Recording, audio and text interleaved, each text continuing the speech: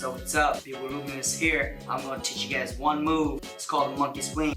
Alright, first move I'm going to teach is the monkey swing. Starting on my left side, over here, left hand down, left leg extending out. That's why I call it the left side.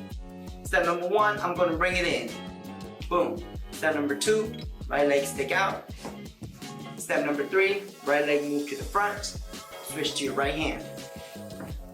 We're going to do the same thing onto the left side. Step number one, bring your right leg in. Step number two, stick out to the left. Step number three, bring your left leg to the front and switch your hands.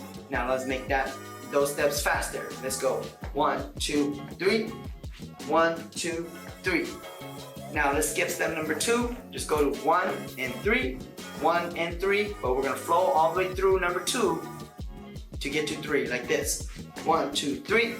1, 2, 3. 1, 2, 3. 1, 2, 3. Now let's put all the steps together. We're gonna flow it through, so no stopping. So it goes like this.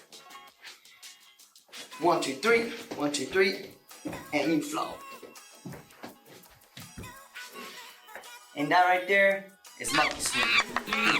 No, I'll never forget that day. No, no.